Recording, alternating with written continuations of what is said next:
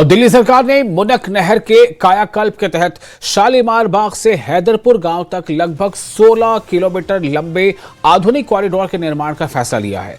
करीब 5000 करोड़ रुपए की लागत वाली इस महत्वाकांक्षी परियोजना पर तेज गति से काम चल रहा है। परियोजना का मकसद नहर क्षेत्र का सौंदर्यीकरण, बेहतर कनेक्टिविटी, हरित विकास और नागरिकों के लिए आधुनिक सार्वजनिक सुविधाएं विकसित करना है। इसके पूरा होने पर स्थानीय लोगों को आवागमन में सुविधा मिलेगी।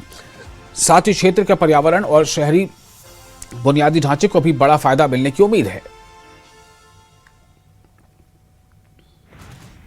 दिल्ली की रेखा सरकार ने उपेक्षित मूनक नहर को कॉरिडोर में बदलने की ठानी है और इसके पुनर्विकास के लिए फैसला किया है। पहले इस छोर पर हम मौजूद हैं, आप देख सकते हैं किस तरीके से ये मूनक नहर, उपेक्षित मूनक नहर इसे कहा जाए तो गलत नहीं होगा। आप देख रहे हैं कूड़ों से भरी पड़ी हुई है। और अगर हम आपको इस दूसरा छोर दिखाने की कोशिश करें जहां पर काम की शुरुआत हुई है, ये कनाल कितना गहरा है, कितना लंबा है, पूरी जानकारी आपको देंगे। ये मूनक नहर हरियाणा से निकलती है और दिल्ली में बवाना और नरेला इलाके में प्रवेश करती है और इस पानी पर दिल्ली के वासियों का काफी हद तक इन्हसार रहता है या उस पर डिपेंडेंट रहते हैं और इसीलिए दिल्ली सरकार ने इस पूरे इलाके का कायाकल्प करने की जिम्मेदारी उठाई है। अब आपको बताते हैं कि कितना लंबा कॉरिडोर है और मूनक नहर की अगर बात की जाए तो 102 किलोमीटर में ये मूनक नहर है जो कि हरियाणा और दिल्ली को जोड़ती है। और दिल्ली की सरकार ने ये फैसला किया है कि जो 16 किलोमीटर का एरिया है मूनक नहर का, उसे रिजुवेनेट किया जाएगा, बेहतर कनेक्टिविटी बनाई जाएगी, दिल्ली वासियों के लिए एक बेहतर जगह बनाई जाएगी और साथ ही साथ हरित क्षेत्र में तब्दील किया जाएगा। जैसा कि हमने आपको बताया कि ये जो मूनक नहर पर जो काम जो दिख रहा है, आप जिसे देख रहे हैं, ये 16 किलोमीटर के दरमियान काम चल रहा है और इसकी गहराई कितनी है और लंबाई कितनी है वो आपको बता देते हैं। 15 से 20 मीटर बताया जा रहा है कि ये चौड़ाई है और इसकी गहराई 3 से 4 मीटर बताई जा रही हैं। इसमें सीढ़ियां बन रही हैं। आगे की ओर आएंगे तो देखेंगे कि सीढ़ियां बनाई जा रही हैं और यहाँ पर कुछ मजदूर काम भी कर रहे हैं, उनसे हम बातचीत करने की कोशिश करेंगे। कब से काम कर रहे हैं आप? हो गया 3-4 महीने। 3-4 महीने हो गए। हाँ। कब तक ठेकेदार ने काम करने के लिए बोला आपको? जब तक कंप्लीट ना हो जाए। तो कुछ बताया है अवधि? 6 महीने लगेगा। 6 महीने लगेगा। हाँ। आप भैया कब से कर रहे हैं काम? अभी मान के चलो 10-15 दिन मैंने आया। अच्छा, कहाँ के रहने वाले?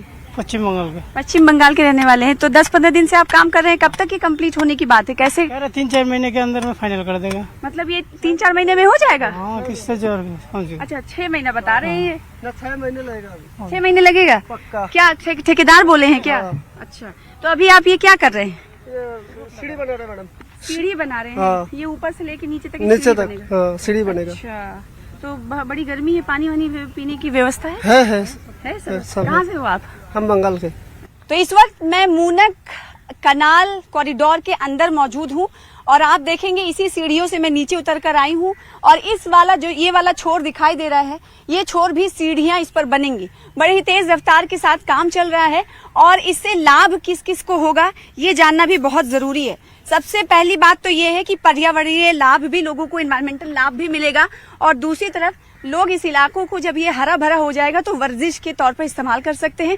और सबसे अहम बात, खास बात ये कि यूपी और बिहार के लोगों के लिए ये बहुत धार्मिक रूप से बहुत अहमियत रखने वाला है, क्योंकि छठ की छठा के लिए यूपी और बिहार के लोग काफी परेशान रहते हैं ताकि उन्हें कोई घाट मिल जाए। तो रेखा सरकार ने, जब सरकार बनने वाली थी तभी रेखा सरकार की तरफ से कहा गया था कि घाटों को साफ सुथरा बनाया जाएगा और घाट भी विकसित किए जाएंगे। तो कहीं ना कहीं ये देखा जा सकता है कि ये मूनक नहर कनाल इसमें बहुत अहम रोल अदा करने वाली है। सीढ़ी से ऊपर हम चढ़े हैं, दूसरी ओर सीढ़ियां बनने वाली हैं और घाट जब छठ की छठा होगी, छठ का पर्व होगा, तो यूपी, बिहार और बंगाल जहां जहां छठ मनाया जाता है, जहां जहां के लोग छठ को मनाते हैं, वहां के लोग इस घाट पर आकर अपना धार्मिक आयोजन कर सकते हैं। कैमरामैन विजय गौतम के साथ मैं सना वारिस, न्यूज़ 18 दिल्ली NCR।